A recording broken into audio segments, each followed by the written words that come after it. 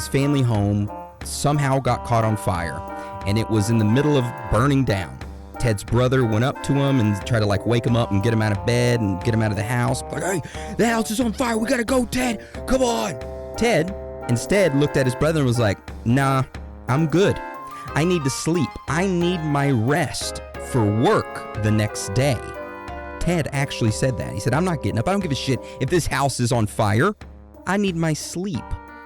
That's dedication. Dude, that is. Which he did eventually get out of the house. Of course, he didn't die and all that stuff. So, yeah. They dragged him out of the house. Yeah. All right.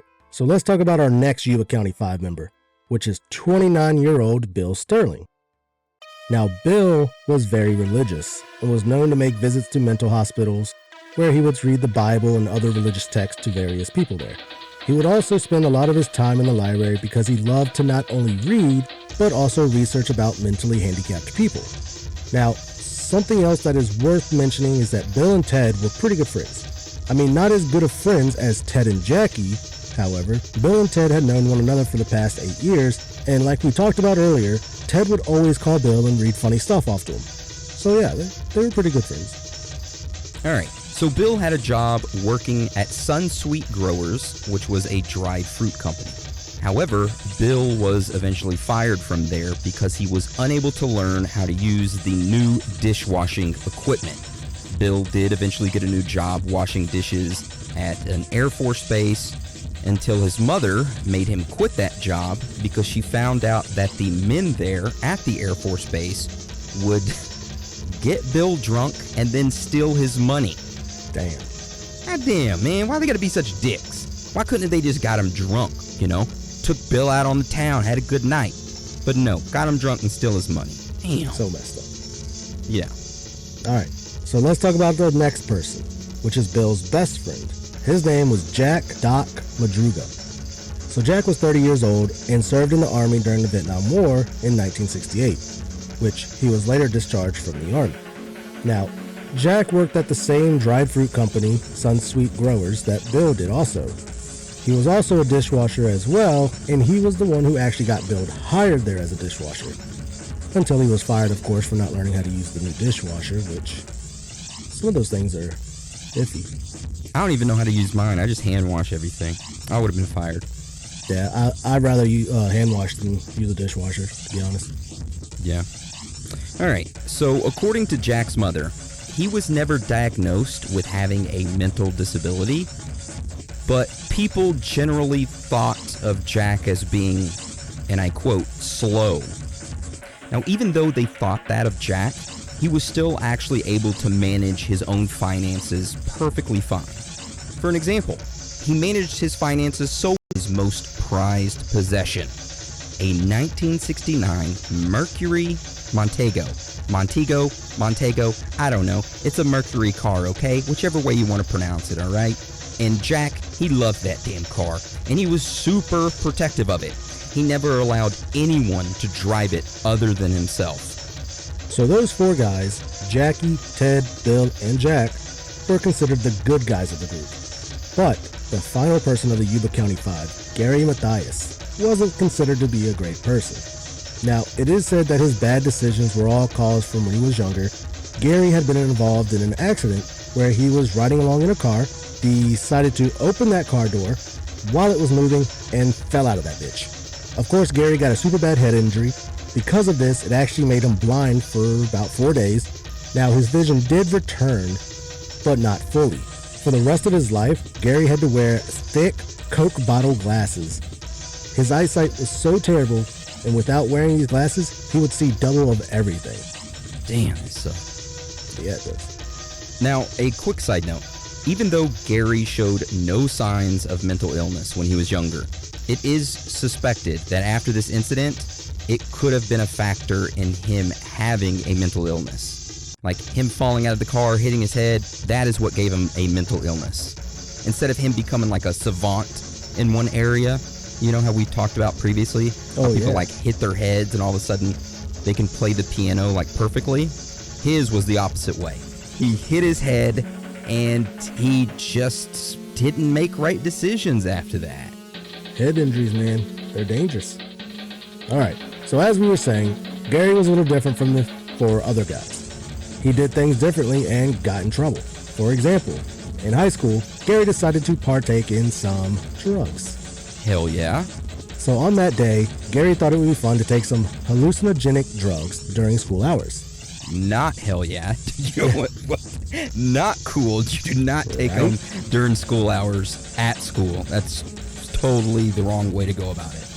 Exactly, which we can only assume didn't pan out so well for him because he ended up in a psychiatric ward. So after Gary was released from the psych ward, he finished high school and decided to go straight into the Army.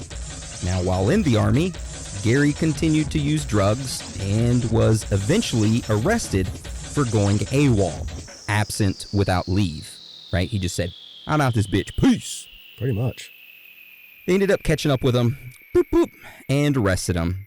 And get this, while Gary was in his prison cell, he asked two sergeants to come to his cell, which of course they did. Gary then randomly punched one of them in the face. Immediately after that, Gary went to attack the other sergeant. However, he was already in the process of taking Gary down.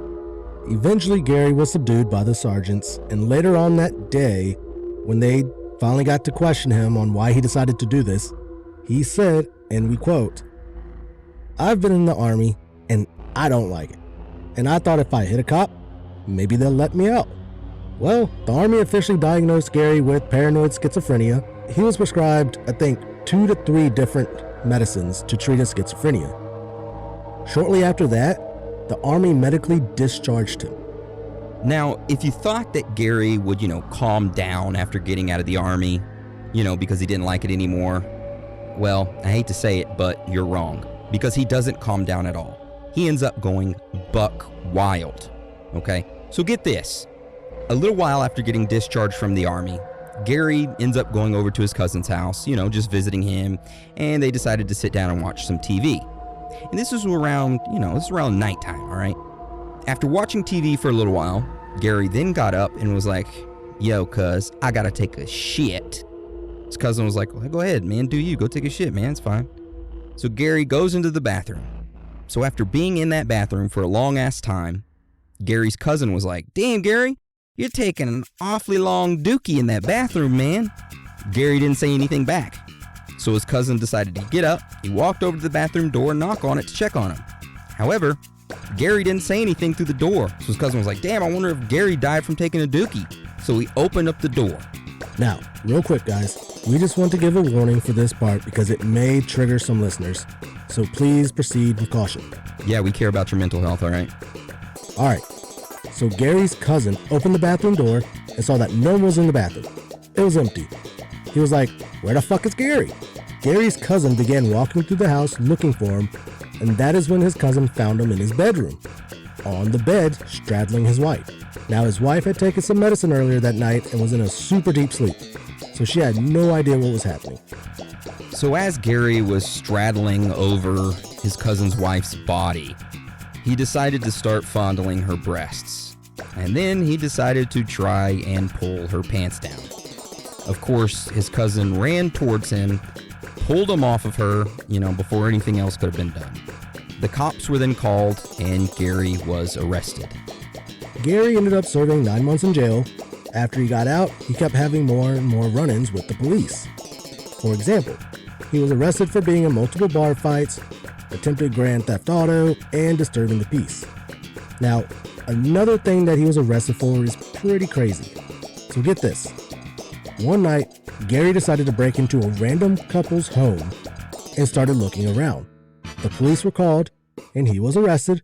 The police asked why he broke into their home, in which Gary said that he was trying to find a ring that he was supposed to return to Satan. Wow. Mental illness is no joke, man. No joke. That took a turn right there. Yeah. All right. So after all of those arrests, Gary started taking his psychiatric medication consistently, and this made him actually kind of straighten out his life for a little while. He was actually able to hold down a job at his stepfather's gardening business, and he started receiving disability payments from the Army. Now, during this time, Gary also started going to the Gateway program, where he was being mentored by a man there named Don. So this Don guy felt that it would do Gary some good if he made some friends. That these friends would have maybe Gary picked up a sport to play or something also. And figured Gary played sports in high school, that maybe he could pick it up again. Don then asked Gary, "Hey man, you like playing basketball?" Gary was like, a little bit, yeah, I guess so. And then the Don was like, "Well, would you like to play for the Gateway Gators, which is our basketball team?" Gary was like, "Yeah, I mean, I'll try it out. Yeah, cool." So Don was like, "All right, follow me." He walked Gary to the basketball courts, and standing there in the basketball courts were 4 men who were all a part of the Gateway Gators basketball team. These 4 men were Bill, Ted, Jack, and Jackie. And Gary made number 5 on the basketball team. So this ended up being a great thing for Gary because all of these men seemed to get along very well, and they all ended up becoming great friends. And not only did the men play basketball together, but they also went bowling every Saturday night. So hey, good for Gary, straightening his life out, meeting new friends and the other guys, good for them. I want to go bowling. I wish you lived closer so we could go bowling every Saturday night. Dude, that'd be awesome. Hey, if anybody lives in the Waco area that's a listener and wants to go bowling every Saturday night, let's start a league. It's conspiracy and bowling. And I don't drink, but I'll have soda pops. And we can talk conspiracies and bowl. I'll pay the way. I need friends. I don't have any friends. Now I gotta move to Waco so I can be part of this league. Go ahead, move on in. Now, just a side note here. Aaron, do you know what the Gateway program is? I saw that, and I've seen it on conspiracy forums before, but I don't think it's the Gateway program that you're talking about. No.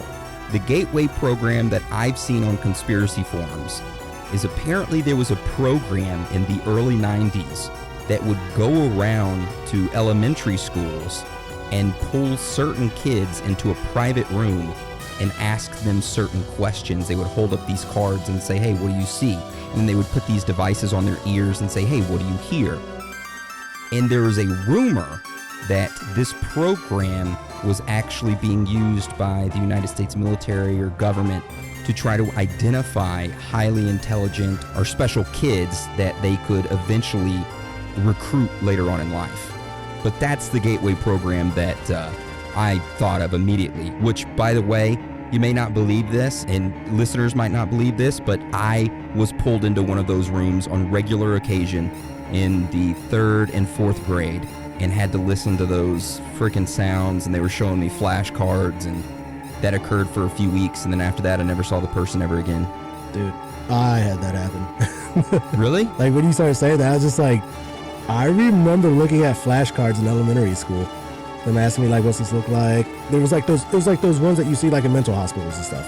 Yep, exactly. And they put me in like a small room, and it was just me and that one person. It was extremely small. It could have been a closet for all I know, because it had no windows, and I know it had one desk in it, and the person sat to the right of me, and there was a wall right in front of the desk, and the door was to my right. And I remember the person there was a woman holding up certain cards. It's extremely odd. Did they tell you that it was like for some advanced placement? Yep. Yeah. Damn, I didn't know that. Hey, if anybody else has been a part of that program or have been tested like that, comment on the Patreon post and let us know. We may do an episode over that one day, do some digging if we find anything, Yeah, and obviously I didn't make it, so I'm not highly intelligent. But no, that is not the Gateway program I was reading up on. But that one's crazy. Which one were you reading up on? So, it's either called Gateway Program or Gateway Project, which their mission was to help the mentally handicapped or emotionally troubled to find like work and connect with their community. And they also helped numerous other ones like find jobs that suited their needs and whatnot. So pretty much they helped them fit into the community better.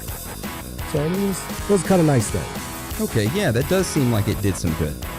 Yeah, and like Don was a actual recovering drug addict. He was 8 years clean, and he took Gary under his wing, and he was working there. So yeah, they're doing good. They were supposed to be doing good. Yeah. All right. So let's continue on with this story. So like we mentioned earlier, the families of these 5 men called them the boys. So since the boys were playing basketball all the time, scoring threes, doing 360 dunks, just a straight balling it up, crossing people up, breaking ankles. They all decided that they would take it to the next level